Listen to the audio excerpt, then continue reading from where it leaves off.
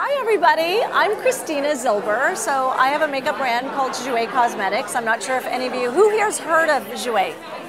I love you, and you haven't, so we need to convert you. I started Jouer, really I launched in 2008 with this line. I had done a little bit of something earlier, but this was really the launch of Jouer. And I'll tell you the quick story. I love makeup. I'm a makeup hoarder. And right, we're simpatico. Like, seriously, if Allure magazine tells me to buy something, I buy it, because why wouldn't I? I need to look beautiful, and that's how you do it. A number of years ago, makeup palettes came onto the market, and they were always a great idea to me. Like, you could just take it and throw it in your bag and go. But the truth is, who's really carrying eyeshadows around during the day? And are they always the colors that you want? And why can't you put in the colors that you want? And why is there no concealer? Because I need a concealer, like, right? So I thought there's got to be a better way. And like Ali said, it was born out of necessity. Like, I just thought, why isn't there something where you could choose what you want, put it together? Not just eyeshadows. Eyeshadow palettes exist where you can snap in eyeshadows, but really, who's carrying eyeshadow around? The idea was you carry what you want. And if you put together a palette and you're wearing red lips one day, boom, the red lips go on. And if you don't and you want pink lips, you can slide it off and put a different one on. If you just want to carry the concealer, perfect, just carry that.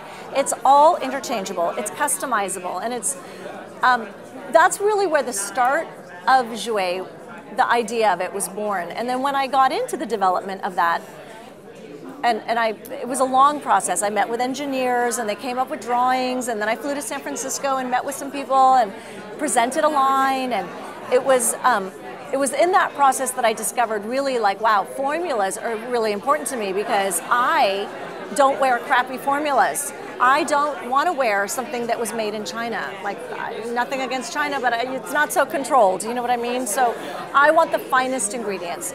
And I'm not going to sit across from a beauty editor, for example, and tell them I'm wearing my makeup if I'm not. I have to wear my makeup. I have to believe in it. And so the quest for the most beautiful, amazing formulas was born. And then on top of that, it was the colors. I'm not a makeup artist, and I look at runways, the runway, you know, fashion runways, and I'm like, oh, who's wearing that? I mean, really, there's like crazy looks. They shave the eyebrows, they've got mud on their eyes, and these 14-year-old models look spectacular.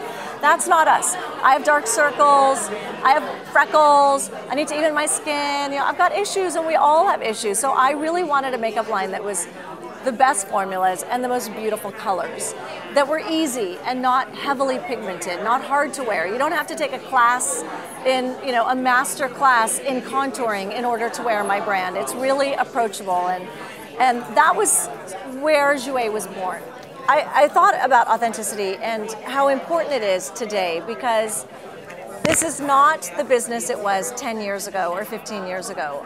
Because of social media, consumers are so much more savvy than they were. They were, you know, you don't open a magazine and believe it as much anymore, because you can just hop around so quickly and get your information, and people are sharing their stories, you know, oh, I wore this and I love it, and then you buy it because of that, not necessarily because Allure is telling you to buy it. I used to buy everything Allure told me to buy, and now I don't as much. I listen to what my friends are saying, and I read reviews. You know, if I'm on Amazon, I was looking for a portable printer, and I spent more time reading reviews than I ever have before. And I think that's really where authenticity is coming in. It's the voice of the consumer, and the brand's voice. Are those in alignment? You know, are you saying one thing and the consumers are saying something else? Because then there's no alignment there, and the person's not going to buy.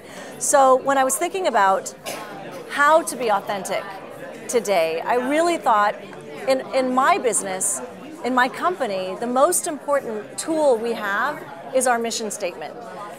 We spent a long time kind of refining it. It was probably about 4 years ago, and if any of you know Karen Quimby Lobo, yes. Love Karen. So she worked a little bit with product development, and I know she worked with Marula. In fact, I think she still does. And Kate, I know, I was saying, she's here. And Kate came to the office, and really helped us refine our message, our mission statement. Like let's refine it and really distill it, because what the mission statement does is it gives you a roadmap. And the clearer you are with your roadmap, the easier it is, A, to say no to people. Like, sorry, we don't do that because this is what we do. Knowing what you do, it sounds kind of really simple, but creating a mission statement can take a long time.